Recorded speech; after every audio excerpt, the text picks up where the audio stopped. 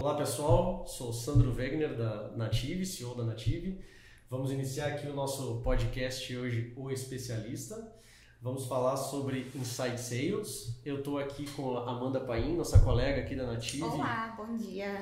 E nossa responsável aqui também pelo Inside Sales da empresa, Isso né? aí. E com o nosso especialista hoje, o Marcos Pâncaro, escalador de paredes. Depois tu vai contar isso para nós aí. Fã do Metallica e no profissional especialista em Growth, CEO da Frantic. Marcão, brigadão. Imagina, prazer estar aqui com vocês. Prazer é nosso. A expectativa está grande. A gente já fez o webinar e a gente estava nesse podcast aqui há bastante tempo para fazer ele, Sim, né? dificuldade de encontrar agenda, mas tem que priorizar, porque conteúdo hoje em dia, É isso a aí. gente tem que se comprometer muito com isso, porque é muito necessário. E hoje a gente vai falar sobre um assunto que é pertinente em todas as empresas, porque, como eu sempre ouvi falar, né, vender é a profissão mais antiga do mundo e toda empresa precisa vender, né? É difícil hoje tu encontrar alguma empresa que não precise vender e cada vez mais a gente precisa estar atento ao mercado, atento ao cliente, atento a várias coisas para estar podendo se moldar e escalar, né? O negócio é escalar. E aí eu queria que tu falasse para nós, né, como surgiu a Frantic e qual é a solução. Beleza, essa história é bacana para mim porque foi o que me realizou, né? Me trouxe até aqui num cenário onde eu posso dizer que hoje eu estou super realizado. E nasceu numa história bem interessante. Eu tenho empresa desde 2010, mais ou menos, né? Então eu saí de uma grande empresa para empreender. Coisa que eu disse que eu nunca ia fazer. Meu pai tem uma história de empreendedor, um serial empreendedor, ele seria hoje classificado como um serial empreendedor, só que de negócios que nenhum dava certo. Então eu tenho um trauma, né, de infância e eu dizia para mim mesmo, depois quando eu comecei a entrar na carreira profissional, eu dizia, eu não vou empreender porque isso não dá certo, né, eu vou seguir o mesmo caminho. E aí quando eu me dei conta eu estava empreendendo. E depois eu pensei, puxa, tô indo contra o que eu pensei, agora bora lá, só vou usar isso como aprendizado. E aí eu montei uma empresa com outros sócios, que é uma agência de trade marketing. Essa empresa durou 8 anos. Nos 4 primeiros, ela sobreviveu tranquilamente com seus projetos, naquele modo onde um cliente indica para o outro. E nos 4 seguintes, ela só sobreviveu por conta de eu me especializar em vendas. Então, eu sempre fui da área comercial, mas de uma forma natural. Mas eu percebi, depois de 4 anos, que eu tinha que me especializar. E aí eu entendi tanto esse mecanismo da venda, gostei tanto disso, que eu pensei, eu não quero mais trabalhar com esse produto que eu tenho hoje, eu vou trabalhar com esse conhecimento. E aí que nasceu a Frantic, por uma questão de, os meus sócios foram cada um para um lado, e eu tive a oportunidade, eu digo isso, que eu tive a oportunidade de construir uma empresa como eu queria. E no começo, era uma empresa, né? Então eu decidi ser consultor. Eu tinha um pouco de problema com a palavra consultor, porque também tinha algumas experiências em grande empresa de contratar a consultoria e de ser aquele algo que não é tão efetivo às vezes e tudo mais. E aí eu tive sempre esse cuidado de como não ser um consultor tradicional que às vezes entra numa empresa e é odiado pelos times, né? E aí que eu fui estruturando, fui entendendo como me posicionar e desde então nasceu esse meu novo posicionamento e a Frantic. Então eu me posicionei como um especialista em conteúdo, como pessoa, né? Mas sempre levando o nome da empresa. O objetivo a gente tem que sempre olhar para uma marca também, né? Então a Frantic nasceu com o propósito de disseminar aquilo que eu tinha aprendido no meu próprio negócio, né? Então como deu certo, eu podia seguir, fazer aquela empresa alavancar, mas aí eu olhei como produto, entende? Cara, que interessante, porque assim, óbvio que a gente está aqui hoje para te ouvir, mas eu tenho certeza que a audiência conecta com isso, tá? Porque eu vivi um pouco disso aí que tu está falando. Tá? Sério? Porque eu também comecei uma empresa, isso há uns 20 anos atrás, e toda empresa, tu começa com o viés daquilo que tu é o melhor, tá? Como vocês começaram focado no produto, não sei, qualquer coisa que tu faça. Eu sou designer, então eu vou fazer design. Eu sou marketing, eu vou fazer marketing. Mas alguém precisa vender isso, né? Exatamente. Então, alguém, um sócio, alguma coisa tem que vender isso. Eu vejo muitas empresas procurando, vou terceirizar a minha venda, vou buscar alguém para vender. Às vezes até fazendo a loucura de trazer um cara de fora da operação, virar sócio daquela operação para que ele tenha o viés comercial. Só que eu penso, aí eu até quero te ouvir sobre isso, o cara que vai vender o teu produto, e é até uma coisa que a gente já falou em outro webinar, que é o Product Market Fit, né? Ele tem que gostar daquele produto, ele tem que saber, ele tem que contar uma história, ele tem que ter um storytelling daquilo ali, porque se ele chegar e querer vender até para vender um iPhone daqui a pouco, se ele não souber como falar daquele produto, não sabe nem como surgiu, não sabe diferenciais, não sabe o que ele resolve, não sabe, ele acaba se atrapalhando naquela venda, né? Então, alguém de dentro da operação precisa assumir isso. Então, tu assumiu essa bronca, começou a tocar o comercial e hoje tu leva isso para outras empresas, disseminando esse conhecimento para que as pessoas formem essa cultura de vendas dentro da empresa. Isso, exatamente. E até ainda um pouquinho da história, que é um pouco o que acontece ainda hoje, com certeza. Nos primeiros 4 anos da empresa, essa função se confundia muito entre eu e o meu sócio. Então, todo mundo entendia que tinha que ter essa função de vender. Nos outros 4, quando eu assumi de verdade, porque aí eu fui me especializar, aí eu entendi que então alguém tem que focar e seria eu. Aí quando isso acontece, aí as coisas vão se encaixando melhor, quando alguém assume essa parte, né? Mas, por exemplo, eu me tornei ali um especialista em vendas porque justamente eu me conecto com o produto, então eu vendo aquilo que eu faço. Mas eu não fui para aquela linha de um vendedor que vai usar somente estratégias de vendas. Justamente eu foquei em entender do produto, porque aí eu não preciso nem me preocupar tanto com as técnicas e as táticas. Claro que eu uso elas, mas na forma científica, digamos, sabe? Na intensidade, na frequência de contatos e tudo mais. Então, e com certeza, respondendo a tua pergunta, com certeza, a ideia levar isso para outras empresas, porque justamente o Brasil hoje tem 25 milhões de empresas ativas, mais ou menos, se não me engano. E quantas delas estão, às vezes, em maus lençóis, né? Ali, tipo, precisando alavancar ou precisando, às vezes, até de uma forma positiva. Puxa, tem um produto super bom, mas não sei o que eu faço com ele agora. Como fazer ele chegar na mão de mais pessoas, né? Acho que vendas tem esse papel. Pois é, isso tu vai nos ajudar hoje a conectar a nossa audiência a essa estratégia. A gente puxou o assunto hoje do Pod, falar sobre o Inside Sales, né? Que é, vamos lá, se eu tiver, ver se eu estou correto aqui, tá. É a porta de entrada do cliente. E ele tem que entrar já alinhado com o que tu vende. Como é que, por que eu preciso adotar o Inside Sales? Eu acho que começa por aí, porque eu acho que isso aí já vai talvez despertar essa atenção para várias empresas, vários empresários. Por que adotar? Sim. E aí como a gente estrutura isso legal, né? Legal. E eu achei legal que tu usou a palavra precisa. Em geral, as coisas que são muito drásticas não são corretas, né? Mas nesse caso, eu gosto de dizer que toda empresa precisa de alguma forma olhar para o Inside Sales. Mesmo que se ela não tenha um modelo, que a grande maioria vai ter um modelo que se encaixa no Inside Sales, principalmente empresas B2B, se ela não tiver esse modelo perfeitinho para se encaixar, ela tem alguma coisa para se inspirar para melhorar a sua operação. E uma empresa que ela tem uma força de vendas mais de campo, né, o Field Sales, ela pode começar a olhar para o Inside Sales, precisa para às vezes ampliar. Não que ela vá matar aquela área, mas muitas empresas com certeza vivem esse cenário de às vezes até cortar, fazer uma transformação no seu modo de vendas, entende? Então as oportunidades elas são gigantescas, esse tema é muito interessante. Então eu entendo que todas as empresas mais tradicionais devam começar a olhar para o Inside Sales, porque com isso elas conseguem abocanhar uma fatia de mercado que elas ainda não estavam olhando, porque agora elas ampliam, elas têm um produto incrível que poderia ser disseminado para toda uma região, às vezes o Brasil inteiro, mas ela nem pensava porque antes ela estava ali fixa naquela questão de ter a pessoa que tem que ir na empresa, como que eu vou contratar outra pessoa lá em Goiás, eu vou gerir ela como, vou saber se ela está trabalhando e tudo mais. Então hoje isso não... E o Inside Sales ele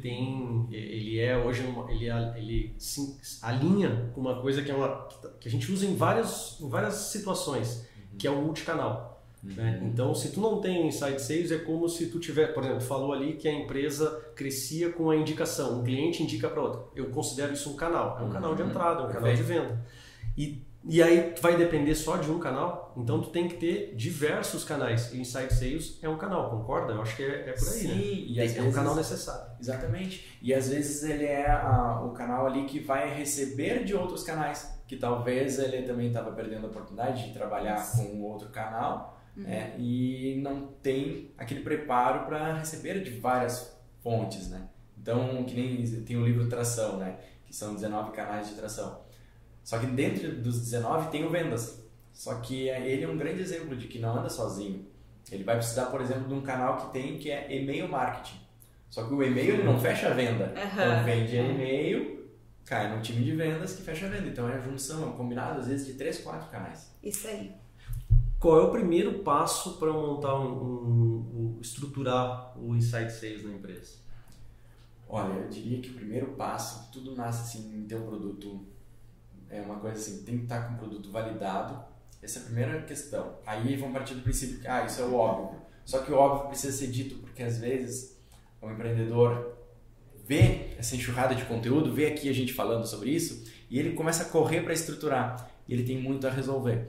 Então ele tem que ter de fato uma clareza do que ele quer vender. Isso estando resolvido, aí ele pode buscar os seus primeiros passos, né? Que podem ser, tudo vai depender muito, sabe? É difícil dizer assim qual o primeiro, mas a gente vai entrar no ICP, vai entrar em ter uma estratégia de qual mercado ele vai abocanhar melhor, ter a sua própria estruturação, se ele vai se dedicar, ou se... Acho que sim, definir uma pessoa, né? Definir uma pessoa, que nem eu comentei ali naquele momento, eu e meu sócio. Então, ali foi um primeiro passo que a gente deu, quando a gente definiu que eu iria focar no comercial. Ótimo. Até vou provocar a Amanda aqui, que é fã do Inside Sales aí. Amanda, fala um pouquinho pra gente aí porque ela fala com muita emoção do negócio. Passa um pouquinho dessa tua emoção, que é fazer essa estratégia de o primeiro contato com o cliente, seja receptivo, seja ativo. Conta a parte boa aí pra nós. Eu sei que nem tudo é perfeito, mas conta da tua emoção aí. Eu ia comentar, porque a abordagem é muito ampla, né? Então, se tu não tem um objetivo, tu vai atirar pra todo lado e não atingir alvo nenhum, né? Então, toda essa abordagem, claro, ela é o estudo do mercado, ela é o entendimento de como tu deve chegar, mas ela é baseada em tentativas, né? Porque a gente tem caminhos que a gente pode seguir, mas não existe um caminho único, né? O que vai casar com um provedor de internet não vai ter vínculo nenhum com uma transportadora, né? Então, toda essa abordagem ampla que a gente busca nas redes sociais, a gente busca em dados, né? Em dados mais em estudos, ela é muito importante para conseguir ser assertivo, né? No Inside Sales, porque a gente fala muito sobre volume, né? Só que o volume nem sempre ele é assertividade, né? Sim. Então, o que pesa mais, né? O que precisa entregar? Mais volumes de clientes ou mais volumes de clientes que vão, de fato, fechar o negócio? Quantitativo ou qualitativo? Isso aí, que é a questão do e-mail marketing, né? Todo mundo recebe e-mail marketing, mas não é todo mundo que abre, não é todo mundo que vai atrás, não é todo mundo que olha e pensa, legal o e-mail marketing, e aí como é que a gente pode fazer com quem eu falo, né? Então, toda essa questão também vem lá do e-mail marketing, dar esse caminho para o cliente chegar na gente, e a gente seguir o caminho junto com o cliente, né? Poder acompanhar essa abordagem dele. Fica bem claro quando a Amanda fala, é a estratégia, né? Sim. Tem que ter estratégia, porque ela fala, por exemplo, 2 mercados completamente diferentes. Eu tenho aqui um mercado de transportador e um mercado de serviço, o outro também é serviço, mas enfim, ele presta serviço à distância, tá? Um provedor de internet. E tu não pode usar o mesmo discurso, a mesma abordagem, e possivelmente teu produto tenha features que conectam mais com um e mais com o outro. A gente não vai falar aqui de ICP, em um outro podcast a gente pode tratar vendas e falar do ICP, né? Sim. Mas num campo mais reduzido é importante tu ter essa estratégia, conhecer aquele mercado. E aí eu vou te lançar uma pergunta. Tu acha que uma pessoa que trabalha com essa abordagem do cliente, que ela tem que montar estratégias para muitos mercados, existe assim um limite? Olha, cara, trabalha até 2 mercados, até 5 mercados, ou então já busca uma outra pessoa especialista, ou a gente poderia ter, sei lá, 5 pessoas cuidando dessa entrada de cliente e todas conhecendo todos os mercados. Tu prefere mais a ideia do 1 para 1 ou 1 para 2, ou todo mundo para todo mundo? Vai depender do momento da empresa, se ela já estiver numa jornada ali mais madura e está performando em 1, 2 e aquilo vai se ampliando, conforme vai aumentando o time, aí fica muito bacana de tornar pessoas especialistas em cada produto. Nossa, porque daí tu consegue fazer com que aquela pessoa tenha aquele discurso sempre, e de tempo em tempo tu ainda consegue migrar, jogar as pessoas, vamos testar agora essa pessoa nesse outro mercado, e aí tu vê, puxa, deu super certo, ela conecta muito mais com esse produto. Porque isso que a Amanda estava comentando é bem importante, porque ela que está no front, pensa assim, se ela receber uma não estratégia, né? Ó, tá aqui, atua com essa lista, com todos esses ICPs e nós podemos atender todos eles porque a gente tem produto para todos eles. Ela vai se embananar toda, porque, tipo, como por onde eu começo? Sempre vai, no fim das contas, não existe assim, sabe? Tipo, eu tenho muita coisa para fazer e que bom, vai ter que tocar em uma, não pode ligar no mesmo dia. Agora eu vou ligar para uma transportadora, agora um provedor de internet, aí eu vou fazer um transportador, no mesmo dia aquela salada, entende? E aí não consegue performar nunca, decolar num tema. Agora se fizer isso por dia já é melhor, entende? Eu posso num dia falar de no outro dia, mas no mesmo dia. Mas claro que o ideal vamos essa semana focar numa estratégia. Então, pelo que tu perguntou, o que eu faria? Se estivesse no começo, então, da empresa, né? Se ela está entrando no mundo de inside sales, tem produtos variados e tem ICPs, né? Perfis de clientes ideais, assim, variados também. Define um para rodar a estratégia. Eu sempre falo isso, toda vez que eu implanto uma área comercial em outbound, a grande sacada é deixar o empreendedor confiante naquilo que vai se fazer, para ele tirar um pouco da ansiedade e ele entender que o mais rico é o ciclo sendo cumprido. Criar o processo, definir mercado, criar a lista, agora fazer o ciclo da abordagem, rodar a cadência inteira. Puxa, estou fazendo contato com as empresas, não estão me retornando, mas quantos contatos você está fazendo? Estou fazendo 2 contatos e ninguém me retorna. Falta 8 ainda para ter o resultado. E aí, sabendo que vai precisar fazer tipo, 10 contatos até encontrar o decisor, quem está atuando fica tranquilo, porque senão a pessoa que está operando ali, está fazendo 2 contatos e não tem resultado, meu Deus, eu vou ser demitida porque eu não estou performando. Ou, não, eu estou indo super bem ainda, falta 8, quando chegar no 10º, aí eu vou começar a sentir o resultado. Se tiver resultado no 3º, 4º, 5º, tem que ter a consciência que, nossa, isso aqui foi um acaso, e tudo mais, né? Mas não dá pra confiar que vai ter aquele resultado tão rápido. Eu costumo brincar, né? Que eu faço muitos monólogos. Porque até eu conseguir falar, assim, nossa, quando eu ligo a pessoa já me atende, show, né? Muito bom, muito legal. Mas isso não é o que mais acontece, né? Muito pelo contrário. Então a gente tem que se dedicar muito pra conseguir o que a gente precisa, né? Mas é tentativa. Estratégia e tudo, conhecer o teu público é muito importante. Enquanto vocês estavam falando, eu fiquei lembrando começa a fazer analogia na hora e pensar em alguma coisa, né? Tem um copo muito famoso aí que conserva a cerveja por horas gelada. Aí todo mundo, mas quem é que fica com a cerveja tanto tempo no copo, né? Então, se tu oferecer esse copo só para conservar a cerveja no Rio Grande do Sul, que é uma região que, vamos lá, né? Tem o verão, mas a maior parte do ano ele não é tão quente assim. Parece que não faz muito sentido tu oferecer o copo dessa forma, né? Agora, se tu oferecer no Nordeste, que a temperatura é acima de 30 graus o tempo inteiro, para tu tomar uma água a uma temperatura mais baixa que isso, esse copo faz muita diferença, né? Senão tu não consegue tomar água a 12 graus, né? Exato. Ela vai pular para temperatura ambiente e aí tu não vai mais tomar aquela água. Então, eu acho que até para vender isso, tu teria que conhecer para quem tu está vendendo e a abordagem é diferente, né? Então é importante conhecer para quem tu está vendendo. Sim, com certeza. Senão, e essa questão de cumprir o ciclo, para mim, reforçando um pouco isso, porque eu acho isso muito importante, as pessoas terem essa consciência. Ter, às vezes, até a frieza. Claro que cada empresa vai dosar se tem essa capacidade de investir, às vezes, 3 meses numa implantação de um processo piloto, né? Mas eu procuro dizer assim, entenda que isso dá resultado. E primeiro, vendas é vendas. Toda empresa precisa vender. Segundo, tem que dar certo. Não existe a possibilidade, eu vou tentar fazer uma estratégia de vendas para ver se dá certo. Não, eu vou fazer uma estratégia de vendas e vai ter que funcionar. Precisa descobrir como. Então, cumprir esses ciclos, eles são muito ricos, porque daí tu consegue analisar onde deu mais certo. Consegue ter embasamento, sabe? Porque imagina eu testar isso com 10 clientes. Eu liguei para 10 clientes e não tive resultado. Nossa, é nada praticamente, né? Sim. E o Frenetic Results tem um pouco disso ou é algo completamente diferente e disruptivo? Tem, olha que legal. Contando um pouco do Frenetic Results, desde que quando eu tive a ideia de criar a Frantic, né? Eu entendi, foi um conselho que eu recebi, porque eu fui muito em busca sempre de mentoria.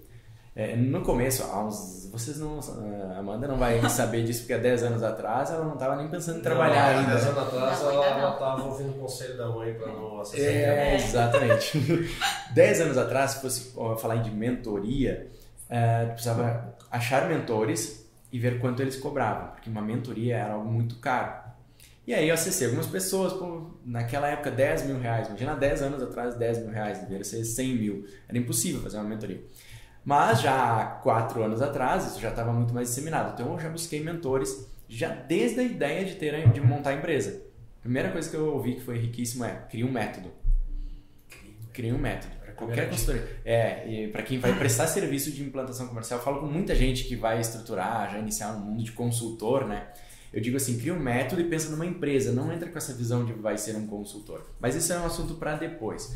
O método, então, tendo essa dica, eu fui atrás de construir o método. E aí comecei a olhar para como as coisas funcionavam, como que eu aprendi e tudo mais, fui amarrando as teorias, entendi que eu não precisava criar algo mirabolante. Não preciso criar agora vai todo mundo fazer tudo que eu aprendi de cabeça para baixo só para ser meu. Não, às vezes é a forma como tu organiza todo o teu conhecimento. E ela vai ser única. E aí eu pensei no Frenetic Results olhando para alguns pilares. Então, marketing, vendas, CS e growth. E aí ele foi sofrendo alguns ajustes, tanto que hoje eu olho para 3, né? Marketing, vendas e CS. E o growth é uma filosofia, porque ele não está isolado, ele pode ser aplicado nessas 3 matérias, né? Então eu procuro disseminar, se eu estou falando com um time de marketing, eu posso falar de growth, se eu estou falando com vendas, CS é a mesma coisa, também posso. E aí, por que se chamar Frenetic Results, né? A gente não entrou ainda no assunto Metallica, né? Mas é importante falar, né? Que Frantic, o nome da empresa, é uma música do Metallica e o Frenetic é um sinônimo de Frantic, então é Frenetic Results. E aí, alguns brincam comigo, pô Marcos, mas né, o que é isso? Eu digo assim, cara, quando eu decidi ter uma empresa, eu decidi que eu ia fazer ela do jeito que eu gosto. Então eu criei o nome como eu queria, a banda que eu sou fã, eu criei o nome do jeito que eu queria. Muitas pessoas, quando eu perguntei, o que tu acha do método se chamar Frenetic Results? Nossa, não entendi, achei meio bobo esse nome. Ah, gostei, então vai ser esse mesmo. Vai ser esse mesmo.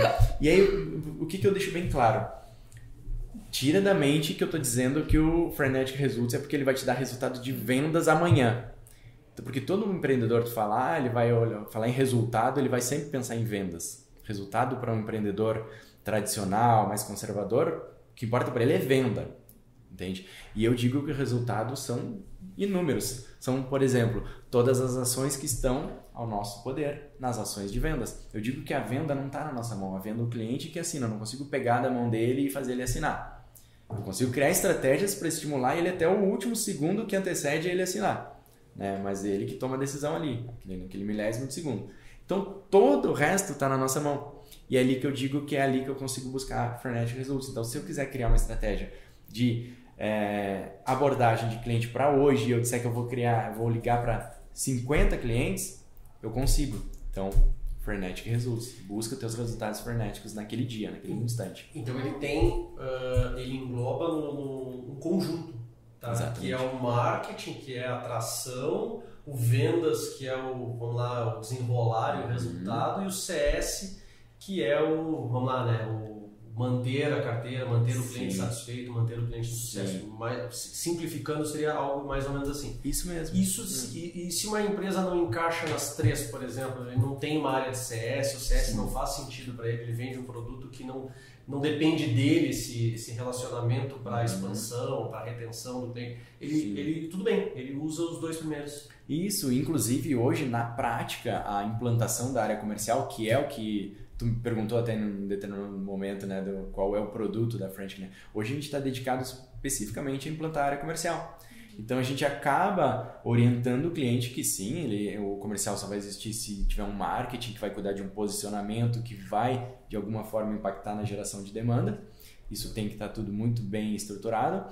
E o CS vem depois para garantir que com a máquina rodando, marketing gerando oportunidades, vendas executando e vendendo, CS precisa atuar para garantir uma boa retenção, em algum momento vai precisar. Né? E aí, aproveitando falando de CS, porque que ele está... Eu sempre, mesmo que eu esteja dando foco naquilo e a empresa tenha que dar foco naquilo, eu sempre me aproximei muito de CS, porque quando eu vi esse termo na época, claro que depois eu fui impactado muito pelo Growth Hacking, que foi onde eu me apaixonei e de fato ali empenhei bastante tempo, mas o CS ele é muito forte também, porque foi onde eu de fato entrei no mundo de startup, por exemplo. Foi quando eu comecei a ser impactado por e-mails e dizia lá na assinatura do e-mail da pessoa, sucesso do cliente. Começou sendo bem traduzido, né? Hoje que o Customer Success já está mais difundido e as pessoas já entendem um pouco mais e usam em inglês mesmo. E eu olhei aquilo e me impactou. Puxa, como que uma pessoa, a área dela chama sucesso do cliente, fiquei já encantado por aquilo. Aí eu fui atrás para entender e tudo mais. Mas é um tema extenso. A área de CS também daria um pod aqui só para isso, né? E realmente, ontem a gente estava numa discussão que eu até comentei contigo em off aqui, o CS para retenção ou o CS para expansão, né? Então, a gente aqui está tratando no modelo retenção, porque tu faz o fluxo de entrada, a venda e a satisfação do cliente. Esse cliente certamente vai trazer novos clientes. Mas tu falou em Growth Hacking. E aí, agora quando tu falou que deu para perceber aqui o brilho no olho desse termo para ti. Sim. Puxa mais aí, conta para nós aí que possivelmente tá ligado ao teu propósito, né? E ontem também a gente comentou algo sobre ter um propósito e viver esse propósito. E a gente percebe muito que ter o nome da tua empresa tu trouxe de algo que te traz uma satisfação pessoal. Então tu linkou o teu profissional, fazer as empresas crescerem, e isso tem emoção, entrega ali, e tu trouxe para o nome da empresa, vou dizer até para o propósito da empresa, a emoção também. Sim. Então, me conta mais isso aqui que eu tenho certeza que vai render. Vai render. E pode render mesmo, até, a gente vai ter que cuidar para não ficar 2 horas falando disso, porque o que me encanta na área comercial? Que está tudo amarrado, e inclusive com o marketing, com o CS e com todo o resto da empresa. Então assim, ele é comercial, ele é daquela área e pronto.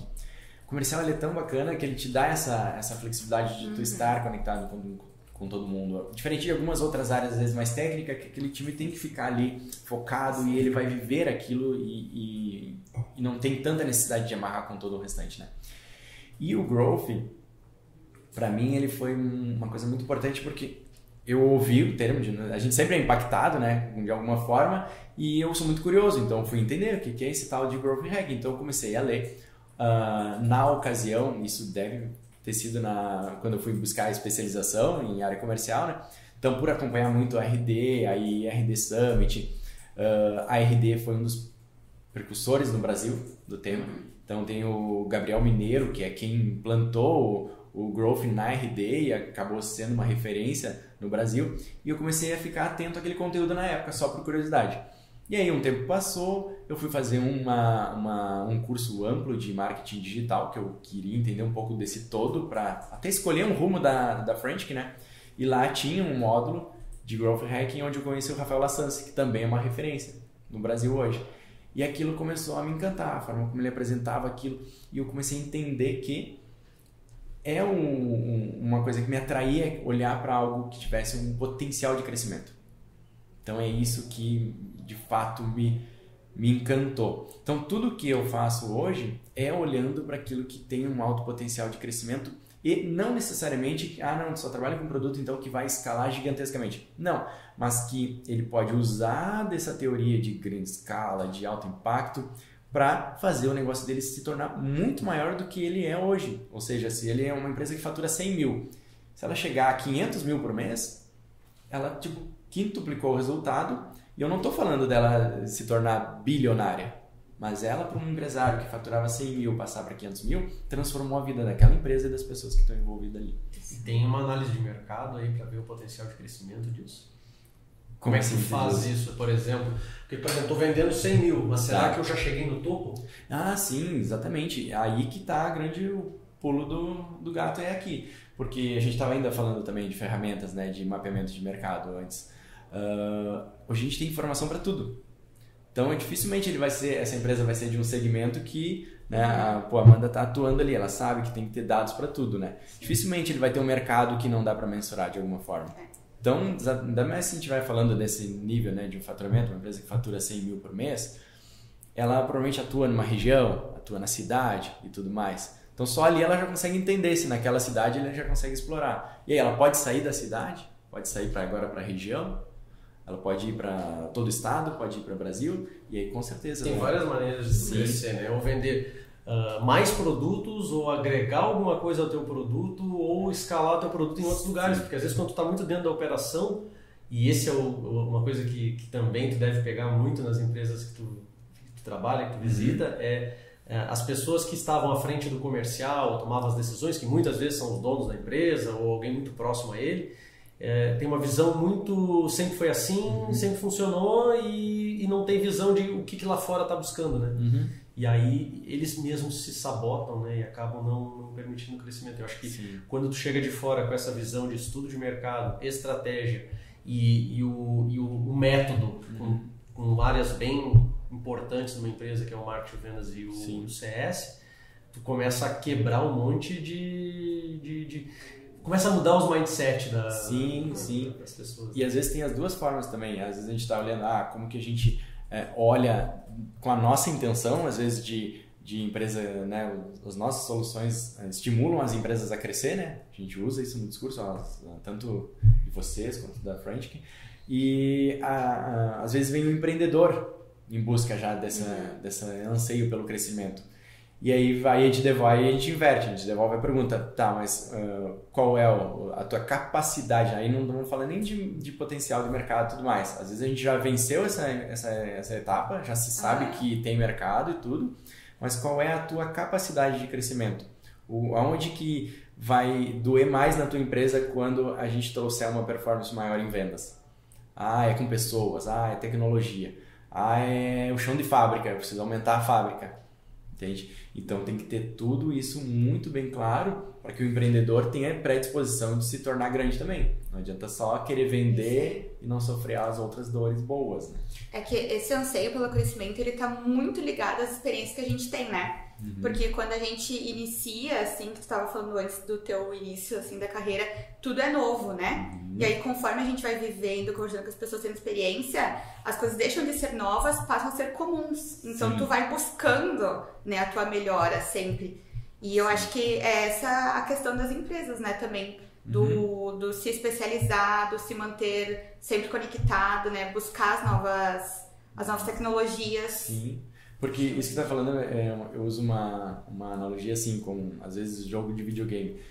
Muda de nível. Isso, a empresa, conforme ela vai crescendo, ela vai passando de nível porque ela vai enfrentando agora outros desafios. Tudo vai ficando mais difícil. Ainda antes a gente estava comentando também sobre uma empresa que me perguntou: mas depois que implanta, por que eu preciso continuar? Por que eu preciso do acompanhamento da Frantic? Porque não acaba, nunca acaba. Ela não vai chegar naquele ponto e vai estar tudo resolvido. Ou ela vai enfrentar ainda desafios para se manter naquele novo patamar, ou se ela buscar um crescimento, ela vai ter muitas outras coisas a serem feitas, né? É infinito. O trabalho hoje, o mundo corporativo, ele nunca nada está resolvido. Tudo só muda de nível, busca outras. É legal também te ouvir aqui, tá no bate-papo também, que é muito importante essa conexão que tu faz com quem está te ouvindo, porque tem que despertar a possibilidade, o que é possível fazer, e eu acho que isso muito tu leva para as empresas, né? E até fazer uma provocação para a Amanda, que a Amanda é formada em gestão comercial, né? E aí eu vou fazer uma provocação. Na academia, tu viu alguém falar com tanta emoção que parece que te puxa para fazer aquilo? Eu tô com vontade de fazer o que ele tá fazendo. É diferente, né? Sim, é bem diferente. Eu tive, na verdade, uma cadeira que me despertou, assim, esse interesse. O resto foi as minhas experiências profissionais mesmo. Mas é bem isso, né? A conexão com o público que tá te ouvindo. Sim. E fica muito claro que se tu vem de uma academia, tu vê uma teoria, vê um básico e não vive isso a experiência, né? E aí quando tu chega numa empresa que às vezes está lá sem muita visão do mercado, a venda está mais estagnada, tu traz um oxigênio gigante para dentro da empresa. Sim, né? sim. E aí isso mexe com um monte de área, porque a gente falou marketing, venda, CS, e começa a despertar e escalar a empresa. Eu acho que esse é o propósito. E aí quando tu fala para mim faz todo sentido o Frantic Results, porque é isso que precisa injetar numa empresa. Sim. E existe uma questão também que é muito importante destacar sobre ter a consciência de quando a gente fala assim, a gente fala muito em dados, tudo em growth, em vendas, marketing, até mesmo no CS, tudo vai ser muito falado de dados. E hoje a gente vive a era dos dados e todo mundo te impactando e te estimulando a olhar para dados. Só que não quer dizer que isso vai se deixar a emoção de lado. Por exemplo, a gente está falando de dados, estruturar um comercial, intensidade, fazer as atividades. Só que lá no fim, então, na hora de aplicar isso, tem uma pessoa, tem a Amanda que vai estar lá ligando para pessoas que ali meio que tem que esquecer tudo agora e aplicar a emoção. Porque eu vejo, a gente fala bastante sobre ouvir ligações, né, do time comercial. E aí eu, quando ouço, e o que mais me deixa preocupado, mas sabendo que a solução vai ser dar esse feedback, né, para quem estava naquela atuação ali, é quando não se tem emoção na conversa. Às vezes o cliente demonstra emoção, dá abertura para um rapport, por exemplo, e a pessoa, profissional de vendas ali, às vezes sem experiência, ignora aquela oportunidade, entende? E deixou de aplicar a emoção, de falar com um tom de voz mais... Então eu olho muito o tom de voz, assim, chega a dar um desespero quando a gente vê perder essa oportunidade. Toda vez que alguém liga aqui na empresa para prospectar, eu sempre peço para as gurias me passarem. Tá, eles pensam, ter responsável, vou ser responsável. Eu sou responsável, porque eu quero ver como é que eles falam, né? Sim. É muito do que tu fez também, né? Te passaram um desafio, tu estudou ele. Sim. Te passaram uma oportunidade, estudou ele. E eu acho que essa construção foi de estudo, né? Sim. Ela teve a experiência e o estudo. Falando em estudo, tu sugeriria mais algum experimentos para o crescimento? Algum específico que uma empresa nunca deveria deixar de fazer? Como é que tu trata esses experimentos dentro dos seus clientes? Tá. A questão de experimentos, eu trato da mesma forma com o que eu falei com relação à implantação da área comercial de cumprir o ciclo. É mais importante a empresa aderir o hábito de ter experimentos rodando, e mesmo que diga-se assim, e aí a gente entra duas semelhanças também. Toda empresa que não tem um processo, eu digo que ela tem um processo comercial, ela tem um processo comercial, porque ela já existe, ela está vendendo, né? Então é só entender como que ela faz essa venda. Pode estar torto, né? Mas ele tem. Isso, mas ele existe, ele só não está documentado, mas é importante documentar para ver como que ele acontece, para aí sim ajustar. Nada nasce ali daquele sentido do zero. E os experimentos também, toda empresa está sempre testando. Isso é feito na prática. É como se a gente caminha, todo mundo respira, mas existe a forma correta de respirar, de cuidar da respiração.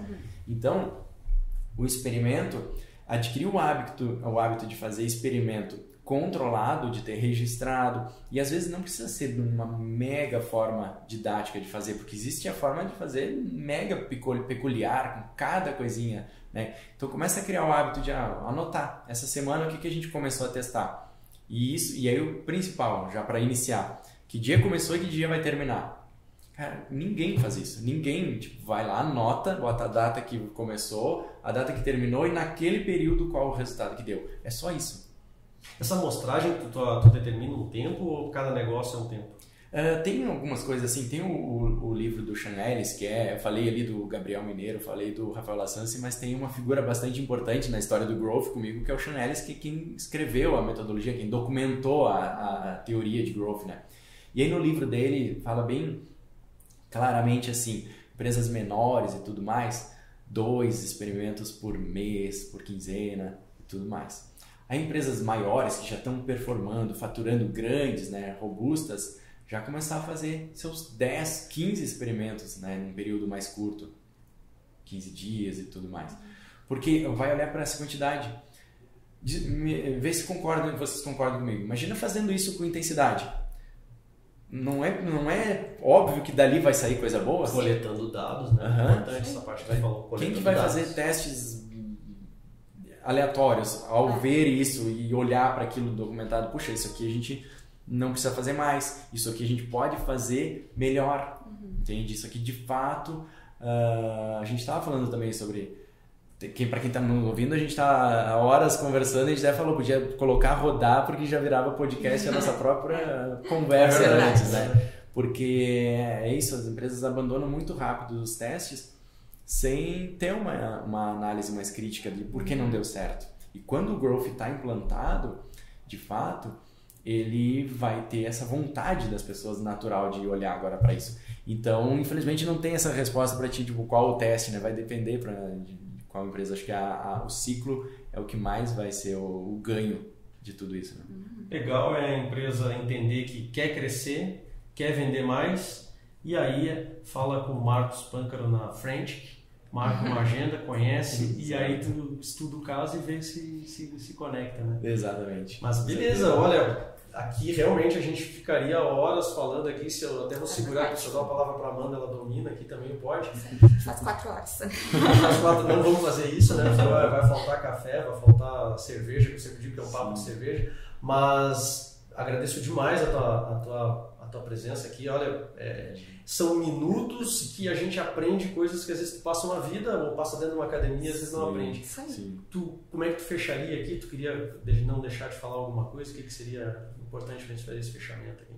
Legal. Eu fecharia com relação à prática, assim, né? Até é muito legal ter a Amanda aqui, porque ela tá... Às vezes a gente acaba se dedicando muito a produzir conteúdo, a gente já tá há um tempo empreendendo, né?